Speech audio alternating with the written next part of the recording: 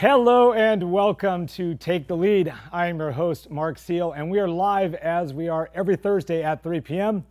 And this show is really all about you. It's live and interactive guitar show where you guys are the star. The premise is really simple. Basically, every week we're going to choose a video that you guys send in of something you're working on. In the video, state your name, show us what you're working on, tell us what you're struggling with, and then we're going to watch the video together. We're going to break it down. I'm going to do my best to help you along and make the whole thing a little better. The other cool part about the show where you get to be involved is the polls. The polls are going to determine basically what we do for the last segment of the show. We call that You Take the Lead. So during the show, and we'll talk about what those polls are today, every week we mix it up a little bit, and I'll explain what each one is so that you know what you're voting for. So don't vote just yet, wait till you know what it's about. We also feature you in our performances. If you want to send in a performance, something that you play, something that's inspiring to you, something you think will motivate the rest of us to get off our butts and practice our guitars more, we would love to see that, so send that in anytime. And all this is available at the Take the Lead page, so it's fugu.com/take the lead. And at that same page, when you're not watching the live version of this, you can go back and watch all the archived episodes. We've done 6 of them so far. I believe this is number 7, or I think it's 7, yeah, something like that. And they're all fun. You'll learn something every show, and that's the best part about it is every show you'll find something that might make you rethink what you're doing on guitar or just remind you of what you should be working on. So with all of that, Take the Lead, it starts now.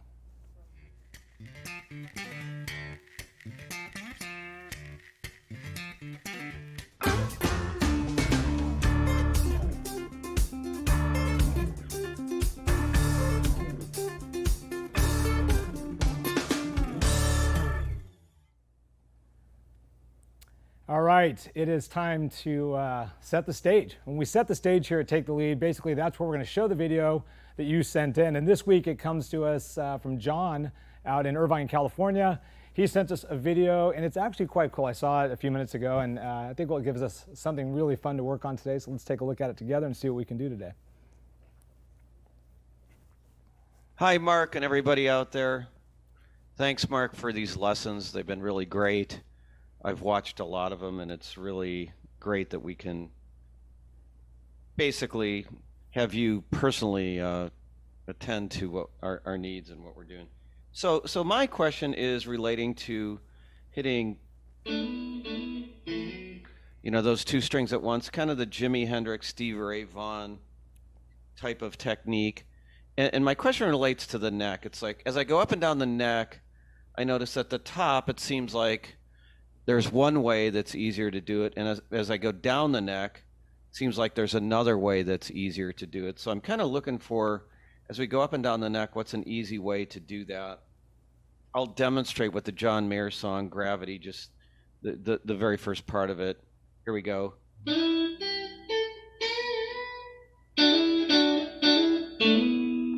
So as you can see, it's far from perfect. When I'm trying to do that, the struggle is, hitting other notes and not having it be clean.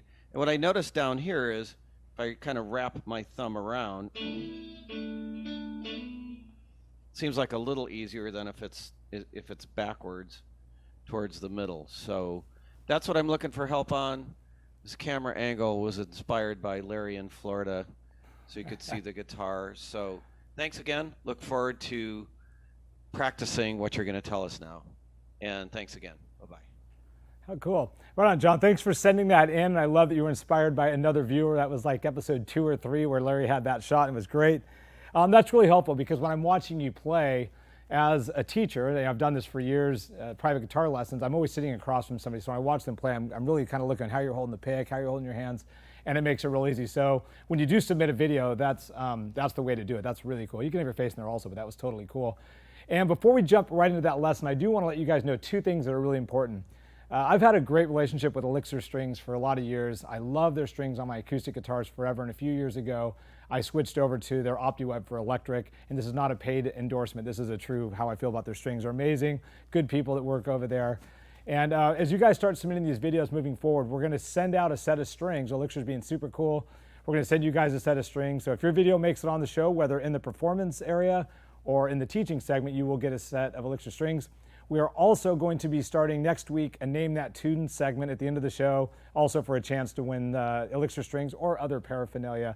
So just to let you know, we are going to be giving back to you guys whenever we can. And so I want to thank Elixir in advance for that. That was super cool. I talked to Kim over there. She's a good friend of mine earlier this week, and she was super into helping us on the show. So way cool. Thanks to those guys. All right, so the question, it has a lot to do with some really common playing that we love to do on guitar, and it's doing these double stops that are typically like a minor third thing.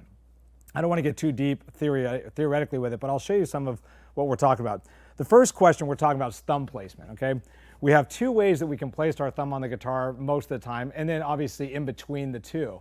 And I've had to teach this a lot, so I've come up with ways to kind of describe it. The first one is what I would say is how you might hold a baseball bat, right? Or, you know, you kind of wrap your thumb around, the whole hand's around, the palm is on the back of the guitar. It's like a golf club, right? You've got a golf club or a tennis racket, a racquetball club, a baseball bat. You kind of hold them all the same. You're going to really wrap your hand around it. The other one I call the hand puppet, right? You know, if you have a hand puppet like that, you see you have that side shot. You kind of bring your hand up here, which brings your thumb significantly lower on the back of the neck, right? And we go to that hand puppet motion more when we want to do bar chords, right? If I want to have my finger standing up, you'll notice my thumb on the back of the neck is pretty low, usually around the halfway point. You'll also notice where it is in relation to my first finger. It's kind of on that first joint of my first finger is kind of where that thumb lies. And again, the hand puppet side shot, hopefully you can see that. And what that does is that creates that opposing force between my thumb and my first finger. I press them together and that's what pushes the string down. So you'll notice if my thumb's higher, right, I can't stretch my fingers. I'm trying to open my hand up, but watch as I stretch my fingers out. You can go to the close-up right here. Watch as my thumb comes down. You're going to notice my hand naturally opens up. And the way you might try this is to put your hand in front of the guitar like that and bring it like that. And notice your thumb's going to be really far down if you're going to have your hand opened up. Now try to open your hand and put your thumb high up on the neck. You just physically can't do it. And there's benefits to doing both of those, okay? If I'm playing Every Breath You Take, where I've got that big wide stretch up front, my thumb's got to be pretty low on the bottom of the neck. I don't know if you can see that, there you go. It's gonna be pretty low to make that stretch happen. That pinky's way out there and that's a little bit tough. If I'm doing a bar chord, the thumb comes up a little bit more. And if I'm just doing an open chord, you'll notice my hand's gonna kind of turn. And now you see my thumb across the top of the guitar. If I'm doing, you know, bends and blues licks, little vibrato with it, I've got a lot of support by grabbing that, and I don't have to stretch my fingers to pull that off.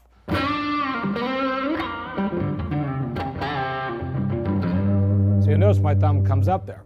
It's also beneficial when you're doing some licks sometimes, especially the pentatonic stuff, bringing that thumb around the top, just kind of keeping that sixth string quiet in the event you accidentally hit it, which happens from time to time.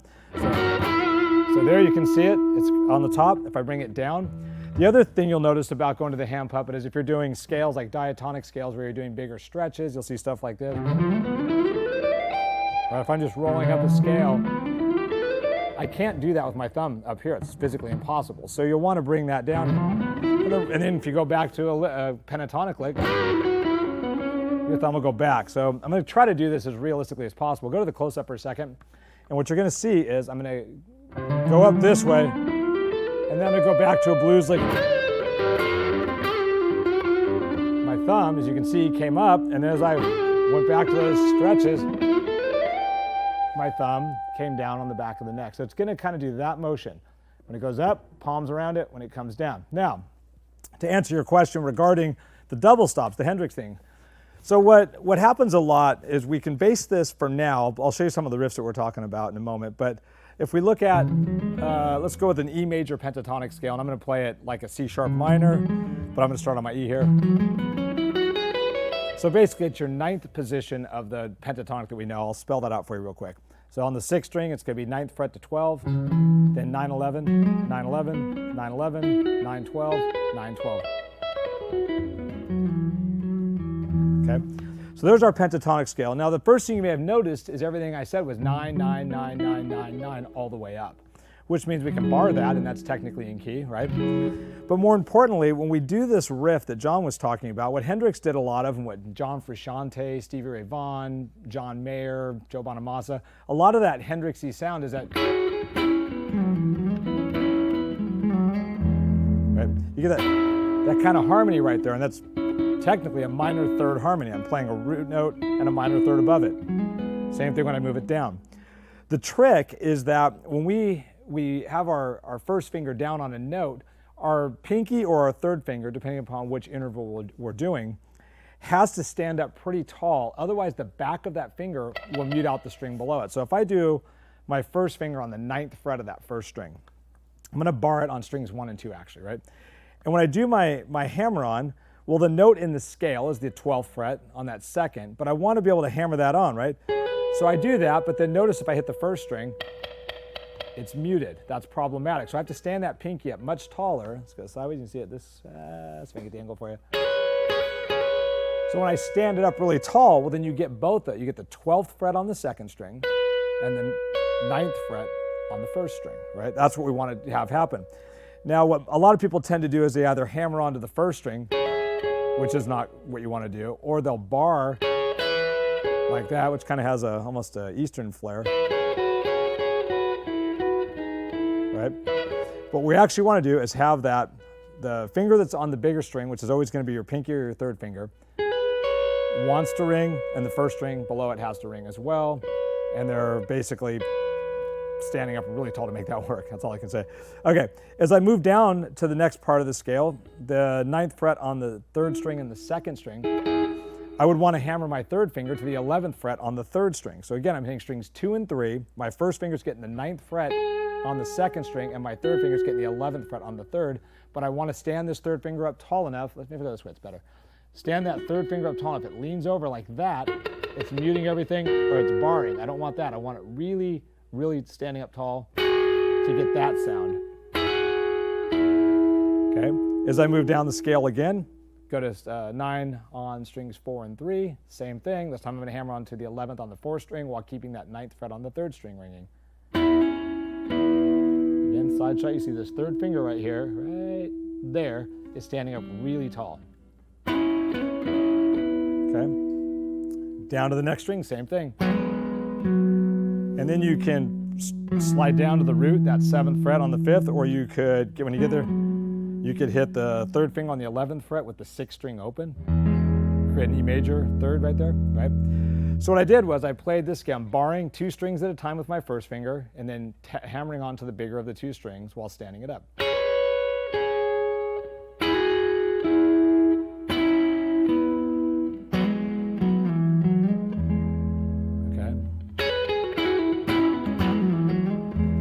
Now, when I'm doing this exercise right now, let's look what's going on with my thumb on the back of the neck. The first time I played it, I was doing the stretch, thumbs down. Okay, but if I bring this around, I can do it pretty much either way. And all that means is that the stretch must not be that significant to be able to do that. So I would have you really practice it both ways, starting with maybe having that hand puppet voicing that we talked about earlier, have that down, bar it, and then see if you can wrap your hand around, get that thumb across the top there, and see if you can still keep that third finger or fourth finger, depending upon which string you're on, if you can still keep it standing up. And the way that you can really test this to see if it's working is just make each shape. Like this first shape, I'll hit 12 on the second, 9 on the first. Check both notes. Same thing on the second to third. And if all those are working, then likely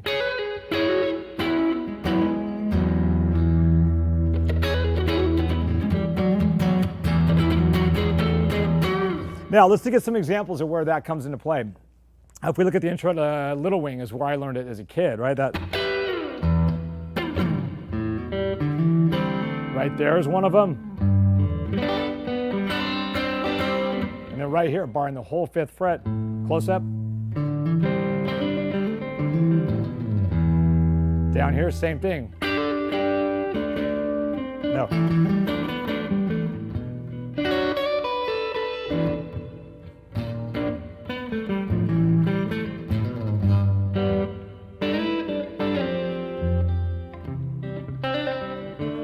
Probably should have practiced that before I tried to attempt it live. You got the idea. So the point is, those double stops, everything has to stand up really tall when you do the hammer-ons and the pull-offs. If we think about Hey Joe, right here, same thing. Let's see. And And that harmony is what makes it sound super cool. So the exercise, just use the open 6th string, that 9th position, and play that little riff right there. And then again, you can go to, I think you talked about Gravity, John Mayer, right? Does the same thing here. There it is, right?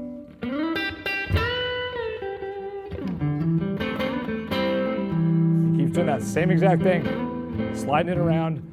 And it's just a really cool flair for playing, especially when you just have that open 6th string and do a lot of it in E. It has a cool sound to it. So hopefully that answers your question. Just remember, think baseball bat or hand puppet, try them both, and then make sure that whatever string that your 3rd or 4th finger is going down on, that you want to make sure that it's standing up and it's letting the string below it physically still able to ring. And that was a really cool thing to ask, because I know a lot of people ask that in private lessons if they're learning like the solo to, what is it, Frusciante, Danny California, or one of those, no. What's that song called? Anyhow, cool Chili Pepper song where he does some cool thing where he's doing that same harmony thing in a pentatonic scale. He does it a lot, and it sounds really great. So if we look at, let's see, was there any other songs I just wanted to point out today? I think that kind of covers it. Check out Stevie Ray Vaughan, Hendrix, and all those guys we talked about at the beginning, and you'll know exactly what we're talking about there and play around with it. It's also great with a little bit cleaner sound. In the poll section, we talked about guitar pickup selection. That's one of the options. We can talk about that in another episode. And that's just basically, you might figure out where you want to play that. If I'm playing that, often I'll play in position 2 or 4 on a Strat, and it gives it that chimier kind of. It's just not as fat as. That's a little more mid-range, a little more punchier. This is just softer.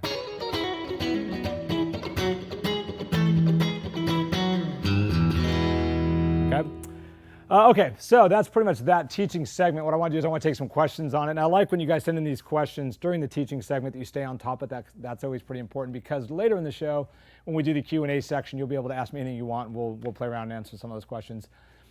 Starting with Captain Jack, should I always try to mute the strings I'm not playing? Most of the time, that's pretty true. You know, I think half of what sounds great is what you hear, but half of what sounds great is what you don't hear. And I think we talked about that in another episode when you're dealing with heavier distortion. But even in something like this, and with a cleaner sound, we don't have to worry too much about that distortion creating issues for you. It's still nice to have the kind of the percussive clicking of strings that aren't ringing, but you still hear the pick on them. It kind of adds a little bit of percussive flair to it. What I mean by that is if I play something real clean like this, right? I'm playing just the 2 strings each time, but if I add all 6 strings, that has a totally different feel to it, and it sounds really cool, but the way you have to do that is you have to mute those other strings. Otherwise, you get something that sounds like this. Right? It'd be kind of noisy, and you get all that extra noise, but if I mute them, then it just gets a really cool sound to it. So you don't have to do it, but it's kind of a good practice. And it's something you should be able to do, and then make the decision whether or not you want to use it. Next question, David Summer. When I'm picking, sometimes I have trouble keeping my sound clean. Am I picking too hard? How can I tell? You know, it's interesting. When we talk about picking, it's amazing how many people are more concerned with their pick than they are with their left hand. And what I mean by that is we think we're making mistakes often, but a lot of times it really has to do with our left hand fretting something clean, right? And what I mean by that is if I have a little bit of buzz in a note, or I'm not quite fretting it really well, I can hit that string as hard as I want, and it's not going to make any noise. It's not going to sound better. I can hit it as soft as I want. It's not going to clean up that sound, right? The opposite, in fact, I can hit that so hard right now, I could keep pushing that and literally break the string, and it's not going to sound better. But if I fret the note really well, if I get a good solid fret on that, I can barely hit it. Watch this, I'll barely hit it with the pick. It's going to ring for days. Right?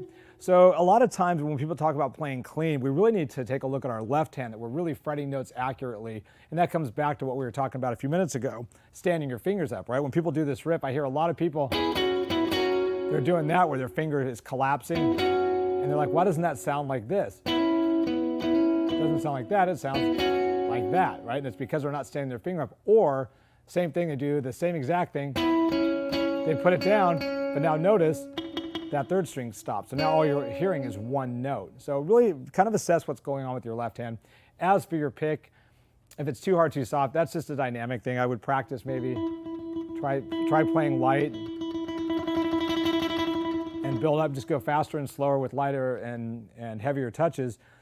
But really just try to find middle ground. Make sure your left hand's fretting things really clean and then find somewhere in the middle, and that will always give you dynamics on both sides of the note. Meaning if you want to bring it down, you can play a little quieter. If you want to play louder, you can hit a little harder.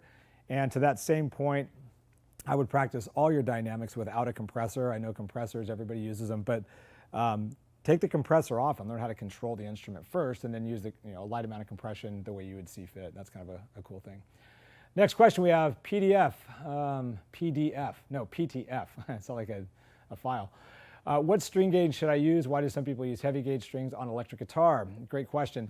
So when I started playing, I was trying to play a lot of shred stuff on 24 fret Ibanez guitars with whammy bars and crazy stuff, and I did a lot of legato playing, and I found in those days the lighter strings were much easier to play the faster stuff. If I was doing, tapping with stretching, right? It was much easier. Right? It was much easier to do that on lighter gauge strings because you don't have to push down as hard. The sacrifice for lighter gauge strings for me was that the tone's a little bit thinner. You don't get quite as much meat on the sound of each note. And to that same point, I did find that my chords always sounded out of tune. I couldn't figure out why that was. And what it really boiled down to was when you have the lighter gauge strings, they bend and they flex more easily. And if you press harder, right, say I play a chord, listen if I push really hard on these strings. You can hear them pitch out, right? Well, it's easy to do that. It's not, when I have a 10 gauge string like I do here, it's not as easy, but on a 9, if you fret a chord and you push a little bit too hard on one of those strings, they're going slightly out of tune because you're making one note go sharp and the other one's not going sharp the same distance. And so I noticed that I would feel kind of like when I was doing chords, my fingers felt like they were on ice skates, they're kind of moving around a lot, right? And so I later switched to 10s as I started getting more comfortable playing stuff, and I slowed my playing down a little bit. I wasn't trying to play the shred stuff anymore, so I was more like, how do I just get a really good tone? Trying to just get a solid, hit on the note, a good warm fat tone, and control the pitch better. I noticed that with the heavier gauge strings, they stay in tune better for me because I'm not pitching them out. It's not the string, it's really the technique. But in fact, I remember when I was doing road shows for Taylor, when we were having the T5, people will go, I love this T5 guitar, it's awesome, but it was a short scale length neck and it was lighter strings and they're acoustics, right? And what would happen, it happened so many times, they'd be like, I love this guitar, but it's always out of tune. I can't keep it in tune. There's something wrong with it. And I heard that a million times, and it wasn't the guitar at all. What it was they're used to playing full-bodied acoustic guitar, so they press really hard. And because that shorter scale length and the lighter gauge strings, they were just pressing the strings really hard, so they'd tune it perfectly, and they'd show me, look, it's perfectly tuned to a tuner. I'm like, yeah, it is. And they'd play a chord, and it'd sound like this. And the reason was they were just pressing hard. So then I'd take the guitar from it and say, okay, it's perfectly tuned, we agree, right? And I'd put a really light touch on it, and it'd be tuned perfectly, and they'd be like, holy smokes, okay, it's not the guitar. And then they would learn from that technique. And the same thing is true here when you go between light gauge strings and heavy gauge strings, or mediums, is that the lighter the string, the lighter the touch you have to put on that string to keep it from changing pitch on you. So hopefully that helps a little bit. That's kind of an important part of the whole playing thing. All right, so hopefully that answers all of your questions. I don't think I see any other ones up there. The poll options, we have Feeling Loopy today. That's just where I'll make a loop for you guys to hear and maybe give you some ideas of how you might use the loop pedal. Guitar pickup selection, that's where I'm going to tell you, what I use different pickup settings for and maybe what that means if you don't know. And Mark Road stories, those are always fun. Those are just funny things that happened while I was touring the last 13 years out on the road, finding myself in precarious situations often. So that's our poll, so feel free to answer that as we go along. And next, what we want to do is we want to welcome to the stage Elixir Strings this week. When I talked to Kim and basically said, look, we're doing this show, would you like to be involved? And she was like, absolutely. She watched the show, said she loved it, all was great. So I said, well, look, if we get performances sent in, then we're going to put them on the show. But if we don't have performances from other people sent in on a given week, I'd love to feature some of the Elixir artists, of which I am, but also there's a bunch of others. And we've all made videos for Elixir and just cool things. Kenny did one. The guy was on the show last week. He did one for him as well. So she sent me this really cool video. And to be honest with you, I haven't seen the whole thing. I watched a few minutes of it during prep today.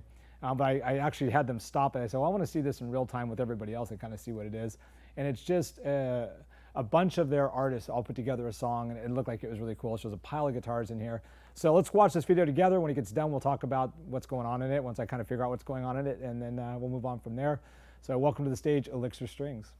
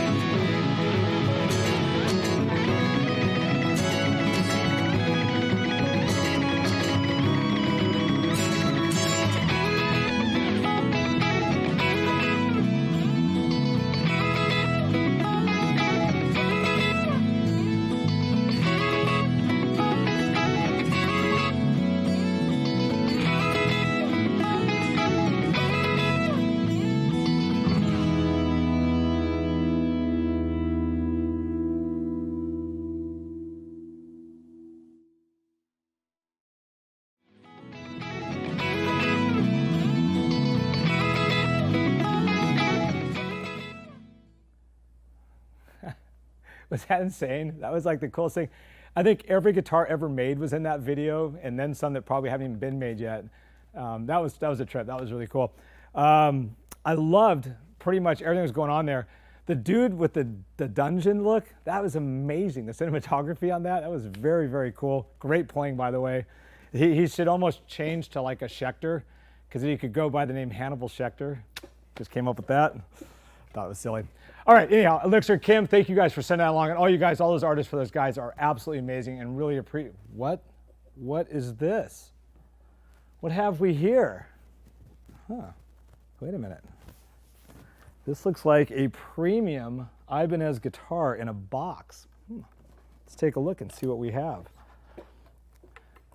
All right, fact, this guitar came to us from Cream City Music, and I have honestly not played this guitar yet, so we are unboxing this on the show today. It is a Ibanez, let's see what the number is on it, let's see where the tag, it's a AZ24 2PB GCKB. Rolls right off the tongue, huh, Josh? Wow, that's what I would have called it. All right, Ibanez, here's the box. Let's see what it is. What's in the box? All right, we have a case. Vanna, can you remove the box, please? She doesn't want to be on. She doesn't want to be on. All right, so here's what it came with. You have a guitar case. That's cool. Let's see if there's anything in the pocket here. We got this very cool guitar tool. I'm not sure if that's from Ibanez or from Cream City. Very cool. I'll have to find out. We have our warranty card. That's a plus. We have our manual. If you need this, we might have to do more lessons. Lastly, the whammy bar, and it's gold. Let's take that out for sure. And I think that's, yep, okay. That's what comes with this here guitar, this AZ thing. I noticed the guy in the dungeon, it looked like he was playing one of these new Ibanez's, these guitars. And when I say the dungeon, that's just what it looked like. That's no disrespect whatsoever. I thought it was very cool. All right, let's see what we have here. Wow, look at that. What do we think? I'd like some comments on this in the chat room, please. That's really beautiful, huh? That's awesome. Gold hardware. Let's pop the whammy bar in. We do need to plug this thing in and see what it sounds like. All right. So it's got that, it's definitely got a roasted maple neck, as you can tell. It's got string locks on it. It's got all gold hardware.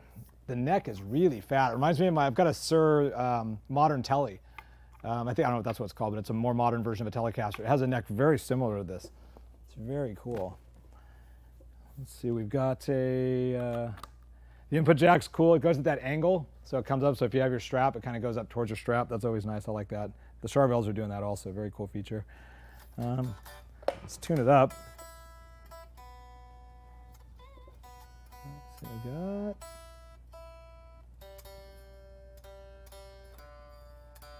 I've said it before, I bought houses, I bought cars, bought a lot of things in my life, and I'm always most excited the day that guitars show up. Wow. Wow, heavy pickups. All right, let's see what we have. So let's start with a clean setting. Listen, it's already got a little bit of drive, which means it's got a pretty high output pickup. I noticed there's a five-way pickup selector switch on here, and it's got a toggle switch. I don't know what the toggle switch does. I'm assuming that it's probably turning these into single coil pickups. We'll go through them real quick. We have time, I think. Tone knob, there's no push-pull on those. Those don't do anything. So it's just a 5-way switch with a toggle. So I think really what we're getting is 10 positions. Let's see if that's true really quick. That changed. That changed. Yeah, so the toggle's working for all 5 positions, which leads me to believe when they typically do that, not Ibanez, but generally when we have wiring like that, typically when it's down, it's going to be these as humbuckers. When it's up, it's going to be these as single coils. So let's take a look. In our bridge position, ton of distortion, and I don't even have any distortion on it. That's how you know it's got a lot. It's got a lot of overdrive right there. If I throw some distortion,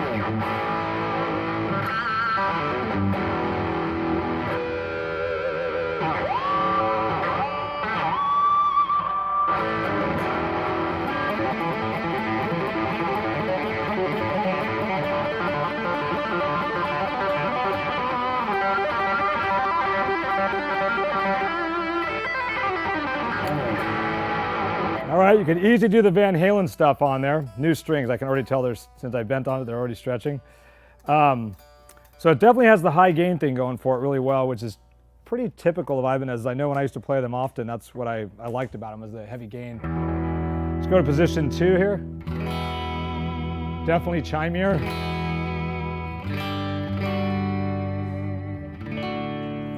Middle pickup, a little fatter. 4. Ooh, that's nice.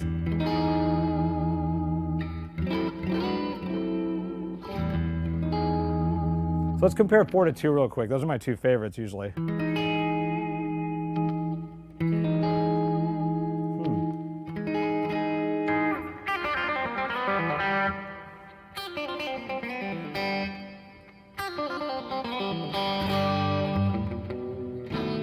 Yeah, cool. Neck pickup, a little fatter. Bridge, neck. So you got some warm sounds there, you've got some heavier sounds. Let's toggle, let's go to single coils and see what that sounds like. So in the neck, here's single. Yep.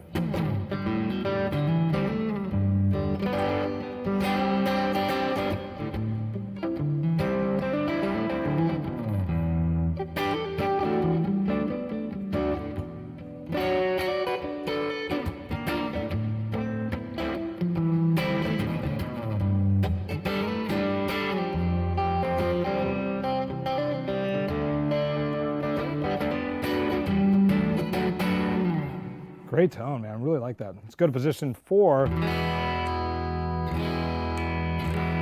I like position 4 better as the humbucking version of that. Let's see the middle position. I like middle 3 better as a single coil. Interesting, okay.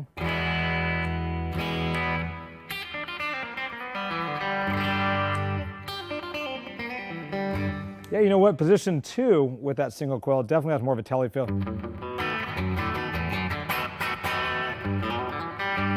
Yeah, interesting. Position 1, humbucker or single coil in the bridge.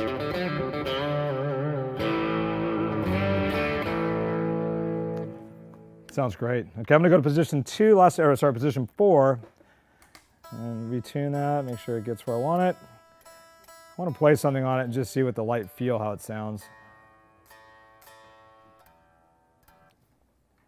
I completely forgot you guys were there, really. I'm just like playing this guitar.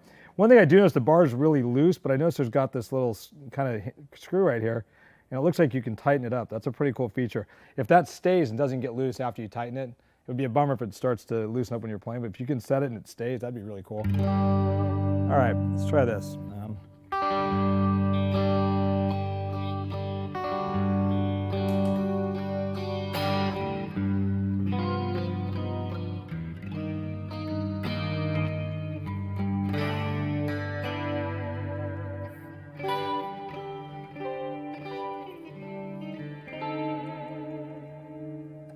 Excellent. There it is, the AZN ABCDEFG JKLMNOP version. It's a very cool guitar. That was truly an unboxing. I had not played it and I had not heard it. So the fact that we got to do that together was super fun. And it came in literally today. So I thought, I got to bring it onto the show. So that was a fully improvised set of checking this guitar out, but hopefully you guys enjoyed it. So let's look at a couple of these questions or comments up here. Some from Ron Worley, no Floyd. Okay, let's see, Floyd, let's see what we can do for that.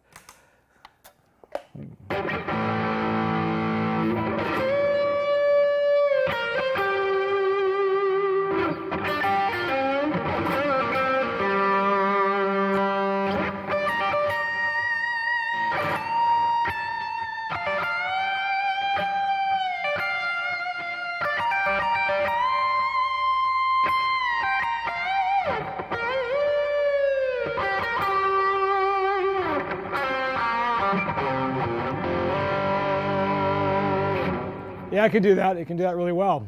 So let's see, guess you'll have to read the manual. Craig, perfect. That is actually exactly it. I'm like making fun of the manual, then I have no idea what the guitar does. Wow, I just got busted on my own show. That was great. Mike, beautiful guitar. Glad you liked it. Awesome. It really is. It's a really cool guitar. What I will say, in all honesty, what I really like about the feel of this guitar is amazing. I like the little bit bigger neck on there. Huge fan of the roasted maple necks these days. Like that it's got locking tuners. I'm sure once the strings have settled, it probably stays in tune quite well because it seems to already be staying. Even using the whammy bar, that's pretty tight. And then doing crazy bends. I did that double bend on there. It's still in tune, so that's really nice. They did a great job. So kudos to Ibanez, and thanks for sending this out, Cream City. That was super awesome of you guys. And I think what we're gonna do next is our normal Q&A. If you guys have any other questions for today's show or just about anything, and then we're gonna jump into our You Take the Lead part of the show, which is where we're gonna look at the poll loops and see what we have there, or the poll results. Although the poll results are talking about guitar pickup selections, what I think is winning. So why don't we take a look at that? I'm going to switch back to my strap for this segment. Give me 1 second. So I always get questions about, what do the pickup selectors do, and why would we switch them around? And I typically, have one of two styles of pickup selector switches that I like. I like a three position switch.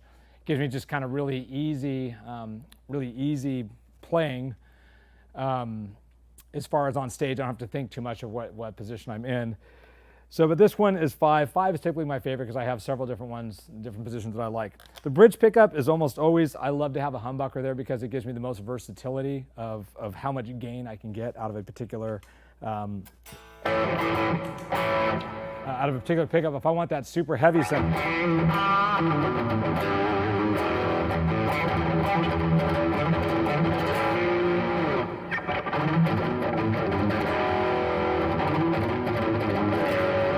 Some Megadeth for you. Haven't played that in a long time.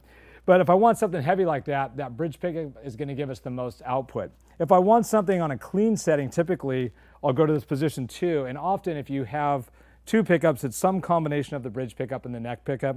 And it's usually a very scooped mid-range. So it has a much softer appeal to it and a little bit less gain, a little bit less output, so it doesn't drive as hard.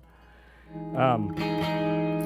you'll notice the difference. This has a lot more punch in mid-range. And as I go up 1, now if I had a 3 pickup configuration on my guitar, this position 2 would be a combination of the bridge pickup and the middle pickup. Okay. As I go up 1, if you have a 3 position, it's going to be the middle pickup. But again, this is just another different wiring of this combination. Sometimes I'll have both of these coils with one of these coils, or 1 coil here and 2 of these. They'll come up with all kinds of clever phasing or different things. Don't worry too much about that, other than to say that with your standard 3 pickup position, you'll just find that's the middle pickup almost always. And as we go forward one more, again, it's going to be a combination of these 2, but on a 3 pickup guitar, you're going to have the neck and the neck and the middle pickup, and then all the way forward will be the neck by itself. And typically, what I found is the strings go forward, the pickups go forward, they get warmer in sound. So check it out. I'm going to turn the guitar off for a second. If I hit the pick far back here, it sounds like a sitar. And as I move up, you'll notice it gets much warmer. It's now amplified.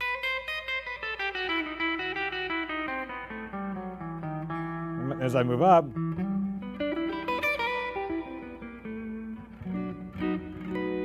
okay. So the same thing happens with the pickups. They pick up the different frequencies along the string. So the further back, I'm going to get a brighter sound typically. As I move forward, it's going to be boomier. So a lot of times you want that just really, that warm sound, even with heavy distortion.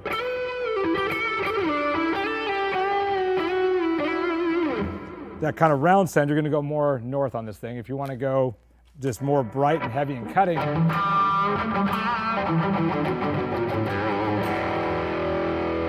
you're going to go further back. And then the ones in the middle, positions 2, 3, and 4, typically smooth everything out and give you much more scoop. For me, much more ideal for any of the cleaner riffs that I might play. And so now I notice that our You Take the Lead section is changing. You guys want to feel loopy. So we'll do that in a minute, but I do notice a couple comments. Let's take those real quick. We see CJ, who is the coolest famous musician I've ever met. Coolest, most famous. Gosh, that's really tough. I did the Eric Clapton Crossroads Festival years and years ago, and I met a lot of people at that. I mean, guys like Steve Vai and Johnny A. and Neil Sean and who else? What's the guy from Styx? I'm dropping the name. Tommy Shaw, amazing. All those guys, they've all been really, really cool. John Mayer was actually a really, really cool dude. I think I told you guys on another episode we were talking about him. He was a really nice guy, really funny.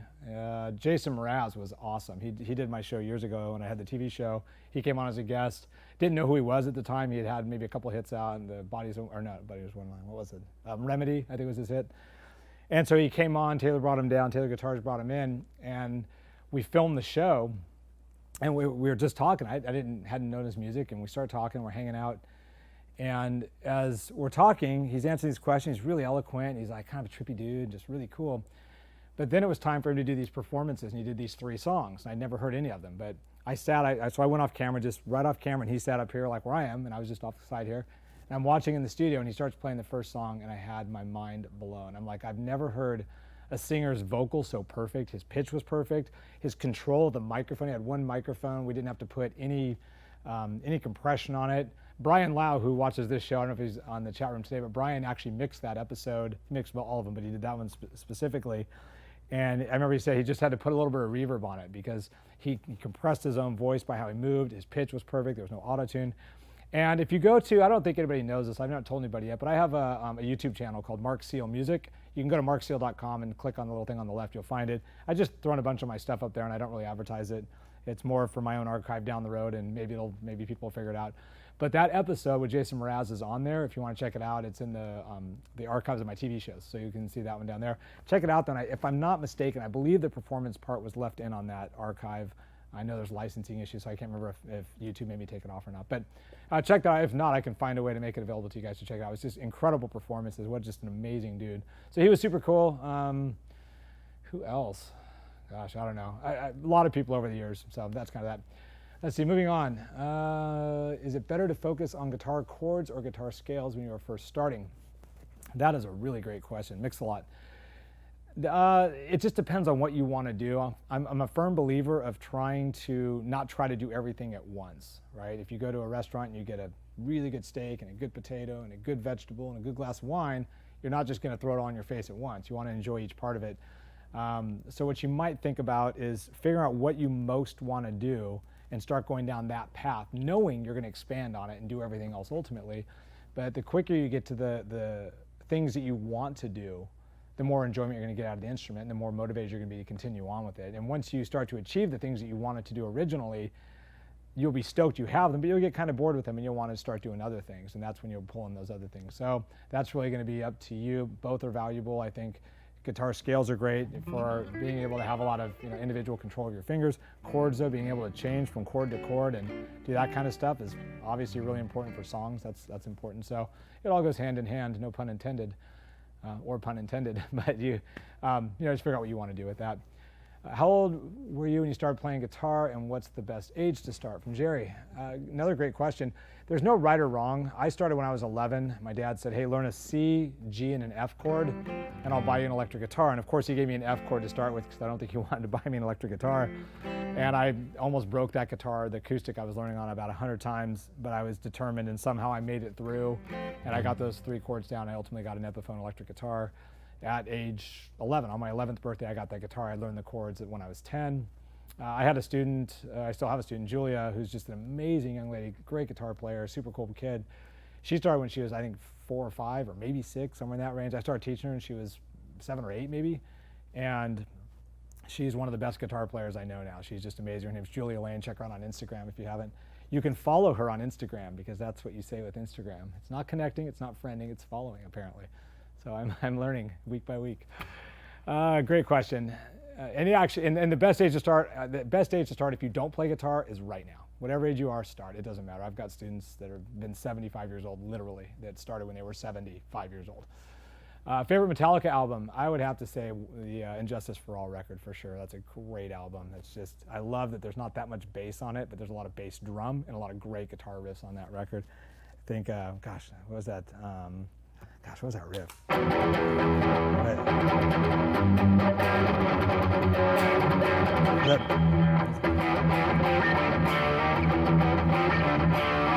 I remember that riff being super cool. What else was on that record?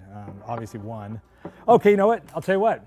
I'm gonna stay out with that. I'm gonna try something, and this is me just going live without a net, not being afraid to make mistakes in front of you guys, because I'm a guitar player. I make mistakes all day long. In fact, when I over-rehearse and try too hard to not make mistakes, it's sterile. It's not fun for anybody. So I'm gonna do something for our feeling loop because it looks like that's winning for the take the lead thing. I noticed one of the acoustic players in the video was using a thumb pick. Do you ever use one? Are there benefits? Mr. Knowles. I've tried them and I just never got very far. It never became something that I was comfortable with. I've done a lot of thumb work with my right hand. Some of the tapping, like the theme for the song here, or like a.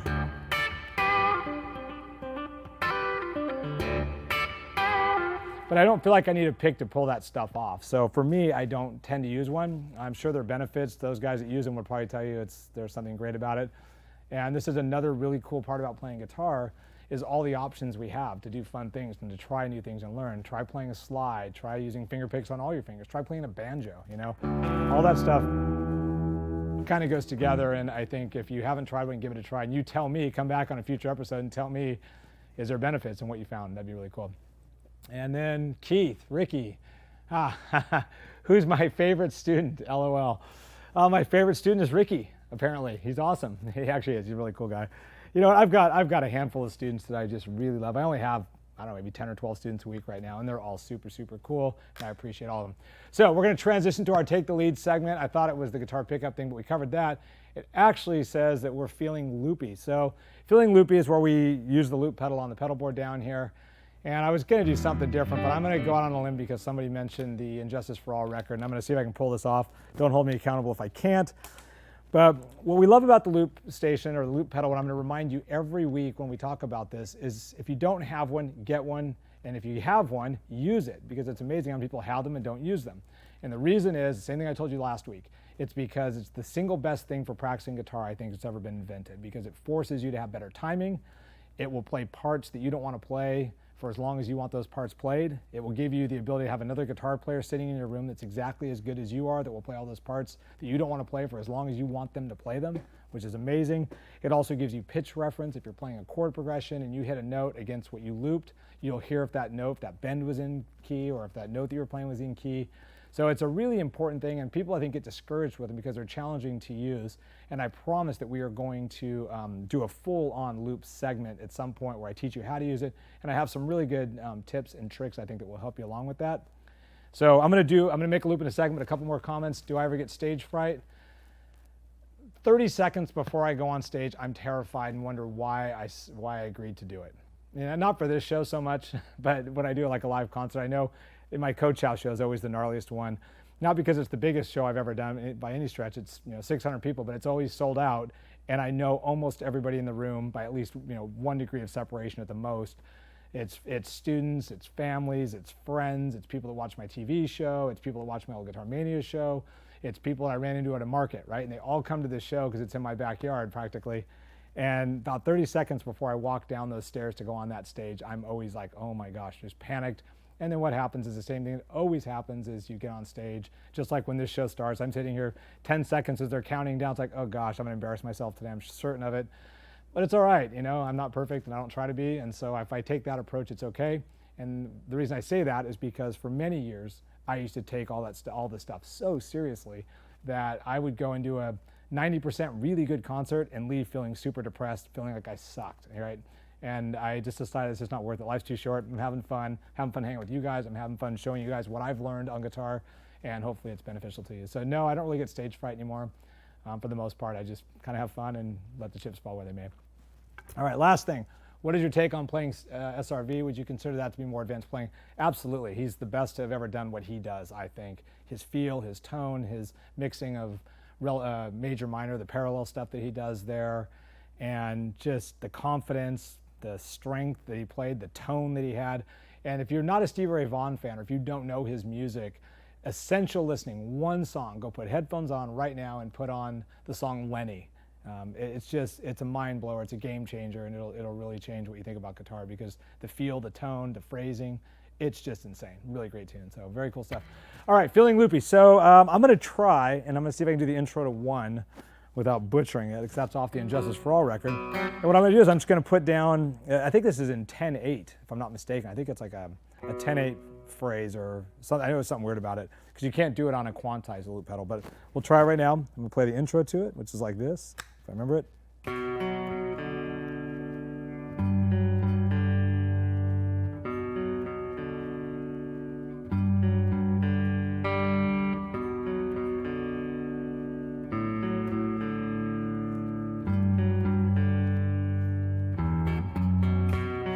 Now notice I hit the button, so real quick, notice that I hit the button right when I got to that last part. I hit the button and hit the note at the end. That's one tip that you want to think about when you're making your loops, is you always want to hit where it starts back over, which will make the loop more seamless. So it sounds like this.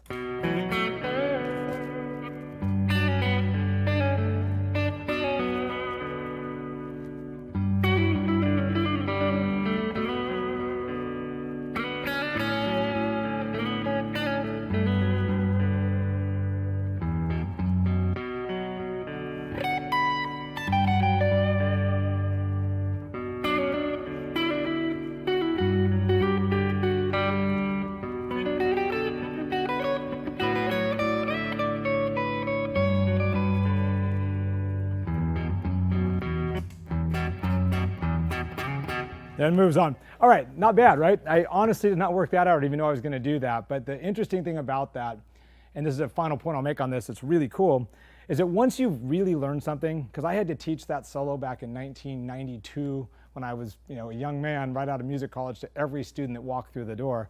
I played it a billion times 30 years ago or 25 years ago, or whatever it was. And as a result, I could bring that on the fly, and I hear it in my head and kind of remember what it was. It wasn't that hard to do it, but part of it, I kind of struggled for a minute, and the muscle memory kicked in from 25 years ago.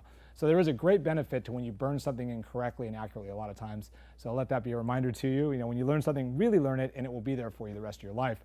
All right, that's pretty much our show for today. And I want to remind you guys our social media, because I would like you to follow me on Take the Lead Official. Notice the dots in there, take.the.lead.official. And follow me personally at Guitar Seal. You'll see my own personal stuff, my own travels, exploits, and even some of my cool family stuff. Friend us on there, and then please tell friends about this show. Please come back next week. Please watch the archives. The archives are available at fugu.com/take the lead.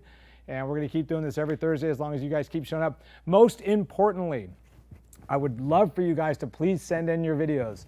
It's really important to me that I get to do these videos that you guys want to do, because we can always create our own, or I could just come out and do a teaching thing, but it's way more fun when you guys are involved, and I'm incentivizing you, and Elixir is incentivizing you by sending you guys guitar strings. So send in a video, do it today, do it this weekend, think about it, and also performances. We want inspired performances. They can be short as you want, as long as you want. Do something really cool, send it in, we'll play it for everybody. You'll be an instant rock star, right? That's awesome.